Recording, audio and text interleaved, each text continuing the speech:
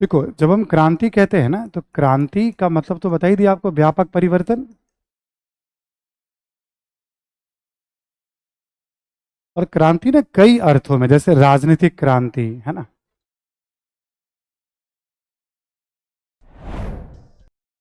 राजनीतिक क्रांति यानी जो शासन का सिस्टम है उसमें बदलाव। जैसे राजतंत्र था तो गणतंत्र आ गया, कोई उपनिवेश है तो वहां गणतंत्र आ गया, राजतंत्र है तो लोकतंत्र आ गया, व्यवस्था ही पूरी बदल गई। क्रांति यानी आमूल चूल व्यापक परिवर्तन, राजनीतिक क्रांति।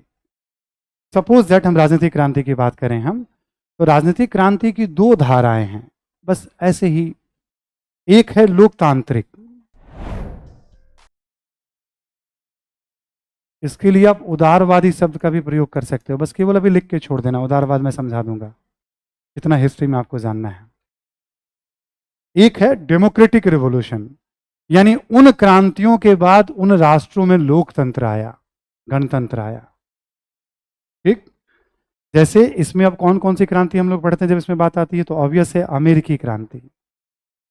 इसमें हम पढ़ते हैं अमेरिकी क्रांति, फ्रांसीसी क्रांति, इसी में ब्रिटिश क्रांति भी पढ़ते हैं। रक्तहीन क्रांति पढ़ने की जरूरत नहीं है क्योंकि सिलेबस से पहले का हिस्सा है वो, बट ब्रिटिश क्रांति आ जाएगा। 30 और 48 की यूरोपीय क्रांतियां जो कल मैंने सिलेबस में आपको लिखाया था वो भी इसी का पार्ट है। यानी ये पता है कि इन क्रांतियों के बाद लोकतंत्र गणतंत्र आएगा। लोकतंत्र गणतंत्र में कुछ कॉमन पॉइंट्स आते हैं, एक बार आप समझ जाएंगे तो इसे पढ़ने की जरूरत भी नहीं पड़ती, महत्व एक ही जैसा होता है सबका। ठीक।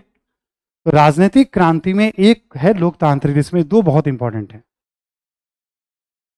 एक है आपका मार्क्सवादी क्रांति, साम्यवादी क्रांति, या साम्यवादी क्रांति। ठीक। यहां जैसे आप रूसी क्रांति पढ़ेंगे हम लोग, है ना, 1917 में रूसी क्रांति, चीनी क्रांति है 1949 में, चीनी क्रांति है ना।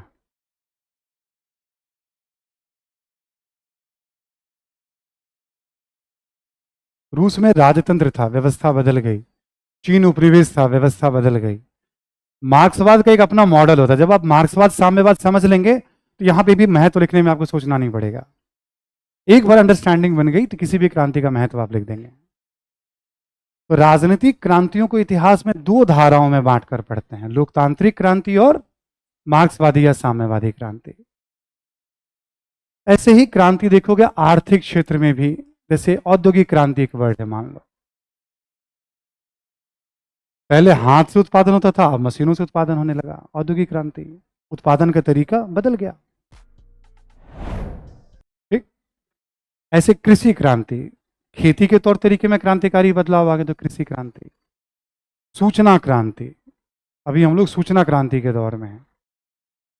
आप 2 मिनट अपने मोबाइल पे जाइए, जो इन्फॉर्मेशन आपको लेना हो 2 मिनट के अंदर आपके पास इन्फॉर्मेशन। पहले उसी इन्फॉर्मेशन के लिए सीनियर के आगे पीछे लाइब्रेरी में और तमाम लोगों को पकड़ना होता था। ठीक है, अब क्या है कि आप जब जाइए गूगल पे, अब एक तरह से सूचना क्रांति की अगली अवस्था है सूचना कंफ्यूजन है, मतलब क्रांति से अगली अवस्था में इंफॉर्मेशन कंफ्यूजन की अवस्था में अब क्या सही है क्या गलत है कौन सा पढ़ें, अब ये बड़ी समस्या हो गई है। संचार क्रांति, आप देखोगे कम्युनिकेशन, इतना बदलाव आ गया है आपकी पीढ़ी में। आप देखिए बैठे बैठे स्मार्टफोन है और आप किसी भी तरह से दुनिया में किसी से भी हम लोग कम्युनिकेट कर लेते हैं बहुत आराम से। क्लास ही देखिए आप, इतने सारे बच्चे ऑनलाइन क्लास कर रहे हैं, हम लोग कर पा रहे हैं। जब हमने पढ़ाना शुरू किया था तब ये कल्पना में भी नहीं था। ठीक है, मतलब कल्पना में भी नहीं था कि ऐसी क्लासेस हम लेंगे जब मैंने पढ़ाना शुरू किया था। ठीक, और थोड़ा मैं डरता भी टेक्नोलॉजी से बहुत हूँ।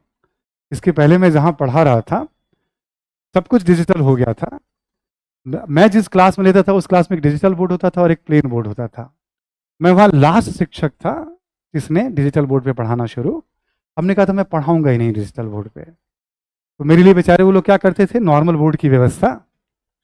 ठीक है, टीम आती थी, आप क्यों नहीं पढ़ाते भाई, मज़ा नहीं आता, मुझे बड़ा सा बोर्ड चाहिए यहाँ से वहाँ तक पढ़ाने के लिए।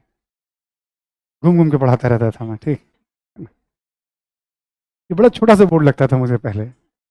अब थोड़ी सी आदत पड़ गई है, ठीक है। तो क्या कम्युनिकेशन रिवॉल्यूशन, क्रांति, संचार का तरीका बदल गया, सूचना का तरीका बदल गया। तो हम बौद्धिक क्रांति, अब इनलाइटनमेंट को बौद्धिक क्रांति भी कहते हैं, इंटेलेक्चुअल रिवॉल्यूशन भी कहते हैं। तो यानी जो व्यापक बदलाव है, इसलिए हम क्रांति शब्द का प्रयोग करते हैं। आप इस समय क्रांतिकारी दौर से गुजर रहे हैं आप अपने जीवन में। आईएएस की तैयारी अपने आप में क्रांतिकारी होता है। पहले में पढ़ने का तरीका और आईएएस के लिए पढ़ने का तरीका, दोनों में बहुत बड़ा अंतर आ जाता है। आप अपने जीवन में क्रांतिकारी परिवर्तन के दौर से गुजर रहे हैं। शब्दों का ना रोजमर्रा के जीवन में भी इस्तेमाल करते रहना पड़ता है, हम करते रहते हैं। रिवोल्यूशनरी फेज से आप गुजर रहे हैं। ऐसे करके ना अलग अलग क्षेत्र में भी क्रांतियों की बात, कभी भी क्रांति आ जाए यानी पहले और अब इसमें बड़ा बदलाव आ गया, ऐसे यूज करते हैं। हिस्ट्री में हमें राजनीतिक क्रांति पे ज़्यादा फोकस करना है। ये चारों पढ़ेंगे हम, और भी पढ़ेंगे इसमें हम, चार तो पढ़ेंगे ही जो यहाँ लिखा हुआ है बोर्ड पर।